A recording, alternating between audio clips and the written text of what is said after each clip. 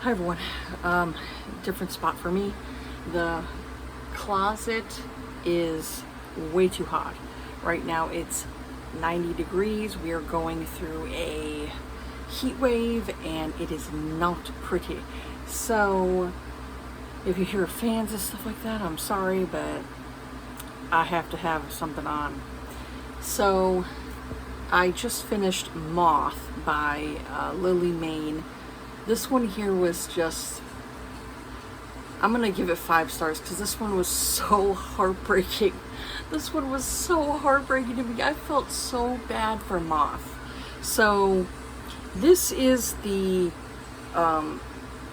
like a monstrous series by Maine. We had like the other books before, which was Soul Eater, Eden, and then you had The Richt and Gloam. Now, I wasn't really a big fan of The Richt, and I wasn't a big fan of Gloam. That's the book I read before this one here, Moth. But Moth, oh man. We've got like the characters of Charlie. Now, Charlie is friends with Hunter. And if anybody's read the book Eden, you know those characters. So it's basically a continuation. You have to read this series from the first book because you're really not going to understand what's going on with like all of the side characters and all that stuff. So Charlie, Hunter, and Eden make it over to I can't remember the name of the area they're at, but they make it over to like one of the safe areas, and Moth is a character that's kind of like, you know, you've seen him in a couple of other books, and he's kind of always been like on the side, kind of a side character. And so they're still looking for this character Cat. So instead of the other person going out, Ghost, going out to try to keep looking for Cat, Charlie decides to volunteer, you know, so him and Moth decide to go out together, grudgingly, to go look for Cat. Now, they start off on the wrong foot, you know. You clearly can see, Charlie looks and he's like, okay, clearly Moth is in love with, he's in love with Ghost. And so, you know, Charlie's like, you know, he's attracted to, you know, he's attracted to Moth, but he knows that there's something, you know, off about him. So you end up finding out that Moth is half human, half monster. His mother died in childbirth, having him. And he has grown up, you know, he grew up with like foster parents, and then, you know, they kind of like looked at him like they're not sure what's off about him, but he's like very like doesn't look humanish. So they kind of like were very standoffish, not very affectionate toward him and all that stuff. And then when the monsters like ripped through the area, you know, and landed on Earth, they abandoned Moth. You know, his foster parents abandoned him at 5 years old. So just imagine being a 5-year-old, you're half monster, half human, and you get abandoned. And luckily he was found by scavengers, people like, you know, looking for, you know, supplies, food, things like that. They found him, they took him in, and they ended up going into like the cities, and the cities are basically military run, and unfortunately the military are not very good people.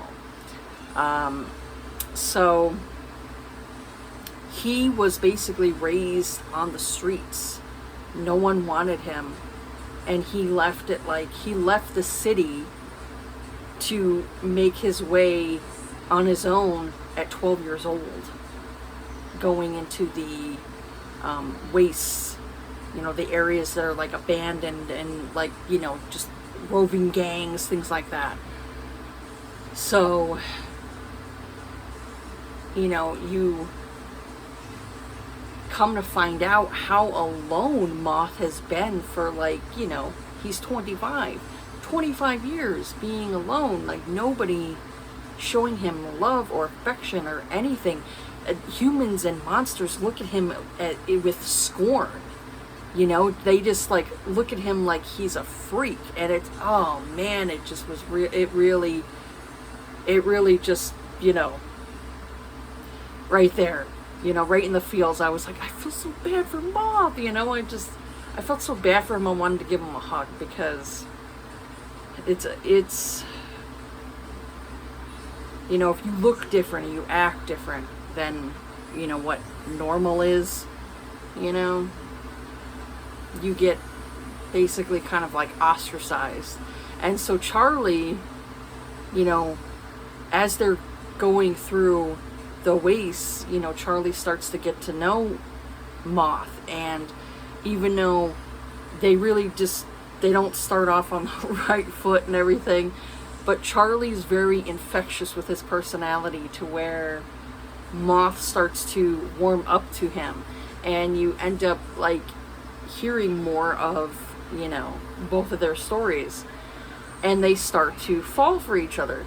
But they also have this reluctance where they don't want to give their hearts, because Charlie's like, well, Moth's in love with Ghost, he's not going to want to be with me. And then Moth is, very reluctant to have feelings for Charlie, as you can imagine, because he has never had affection. He's never had anybody who loved him, who actually wanted to be around him. So I can understand Moth's reluctance to want to, open yourself up, knowing that you could get hurt. So I really felt for Moth in this. And there was a scene in this book, and oh man, it just got to me. Moth was, as you kind of suspect, a virgin, and him and Charlie had, started to get, sexual. And the first time that they're kind of like, they have like a sort of sexual relation, Moth bursts out in tears. He starts crying, and I was just like, oh, it gutted me. It gutted me, because I was like, this poor man, this poor man just, had nothing his whole life, and then all of a sudden, somebody is showing him affection and love and understanding, and it's just like, I felt for Moth right there. I was like, that poor man. And just, he didn't like his body, because he didn't look like a human enough, to where his feet are kind of like not like human feet, and then he also has like other his anatomy is slightly different than what a human male's is, and all that stuff, kind of like how Wynn is in the first book. Wynn, who's a soul eater in the first book, his anatomy is a bit different too. So you have all of these characters that are really insecure about themselves, because they're not knowing if the humans that they fall in love with will love them back. And so I really love this series. Like I said, I wasn't a fan of the Richt. There was a few things I wasn't a fan of when it came to that book. And then same thing for Gloam, the one I read before this one. But Moth, oh man, that one there, I was just like, oh, I just wanted to hug him. He was so defensive, like he didn't want to like show his feelings and stuff like that. He didn't want to show his feelings, but you could tell, like when he'd blush and stuff like that, you would, see he clearly was affected. But I just loved the care that Charlie did with Moth, because Moth needed that. He needed the love. He needed that affection, you know. When you don't get that growing up, it's one thing is, you know, people don't realize the first 5 years of somebody's life, those are the most beneficial. You have to show your child affection and love and, you know, communication and all that stuff. You have to show all that the first 5 years of a child's life.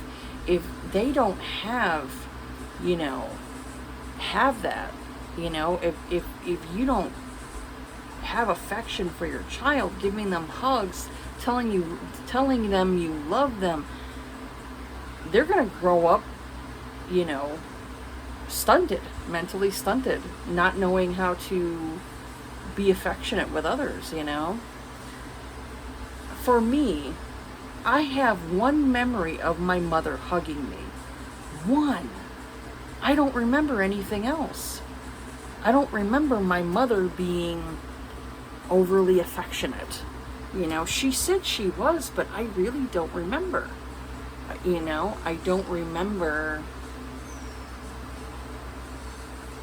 I just don't. When I look back at my memories, I only have one memory of my mother hugging me, and that's it. It's sad because you grow up and you kind of like are leery with affection, you know. So I definitely felt for Moth, because it's like, yeah, when you grow up and you don't have that affection, you don't have enough people who are showing you, you know, giving you hugs, giving you pats on the back, things like that, you know, showing you that they care, you know, you grow up to be a completely different person, you know. So, you know, when I look back at my own, you know, childhood, I'm like, I don't remember a lot of affection. I don't, you know, wasn't there. So when I had my children, you know, I was like, no, I want to show my children I love them and give them affection and hugs and kisses and all that stuff, and show them that, you know, their mother loves them. I may not, you know, tell them all the time that I love them, you know, because, you know, when you repeat that word constantly, it becomes meaningless, you know. So I think, you know, my grandmother said, don't tell me you love me, show me that you love me. That to me has more meaning than anything else. If you show people you love them with different things, you know, different stuff, that has more meaning than just telling this person you love them, you know. So I tell my children, you know, I love them, you know, but it's not like all the time, you know, because like I said, when you say it like on repeat, it loses all meaning. So it becomes like a tick, you know. It's like what you say all the time. Like, I had a boyfriend, one of my exes would constantly say he loved me, and I was like, okay, I know this, thank you for telling me, I know you love me, you don't have to keep repeating it. So to me, it's like actions speak louder than words. So with this here, it's like you saw how much Moth started to feel for Charlie, and Charlie started to feel for Moth, and the stuff that Charlie did to protect Moth and became very protective of him. It just, oh yeah, I really liked this one. That's why I'm like, I definitely am like 5 stars. This one here was just really good, and you know, definitely something I will buy a physical copy of, is this one here, because I really just, yeah, I really like this one a lot. And this is like, you know, like I said, it's a series where you have to read them all in a row to kind of like really immerse yourself into the storylines and all that different stuff. So It's not something that you could just like, oh, I'm gonna skip over 3 and 4. You're gonna miss out on like the stories with that. But yeah, this one here I really liked, and I want to delve, of course, into the, you know, whatever else this author does. She has like another series she did. I do need to delve into that one.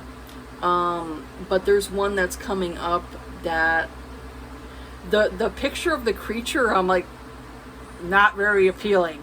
But obviously the, you know, another human falls for, you know, a monster. So hopefully that one's good. That'll be the 6th book in the series. So far though, I would say my favorite of this series is probably the first one, the Soul Eater, because I just love Wynn. I don't know, I just love that like broody, you know, just the way he is. I don't know, he's my favorite. Even though I love Eden. Eden is just this big purple huge monster, and he just makes me laugh. I love Eden as well. So I'd say, yeah, Moth, Eden, and the Soul Eater are my favorite of the series so far, these books. But yeah, that's it for this right now. I will update you later on another book. Okay, update. So, I am not going to go too long into this because it's hot and I am in a really shitty mood. So, I will just say, the other book I read was called The Samaritan. It is a 3rd book in a motorcycle club series by Amelia Shea, and I liked it. I gave 4 stars. The triggers in here that I would say to watch out for is talk of a family member with dementia, talk of child death, talk of parental death. That's pretty much the main triggers that I can think of. I enjoyed it. Kind of like a small town romance, and yeah, I enjoyed it. That's all I can give you right now because I am just too hot. I need to post this video, and I really wish that I could go into a freezer right now. I wish I can go to Costco and just hang out at the freezer for how many hours until I feel better, because I am really, really not liking the heat. So yeah, I'm not in a good mood, and I just want to get this video out so, you know, I have something to post. But yeah, anyways, that's it for this video. I'm sorry I'm in a really crappy mood. I hope everyone has a good day. Take care of yourselves, be kind to each other, and I will see you all on the next video, and stay hydrated.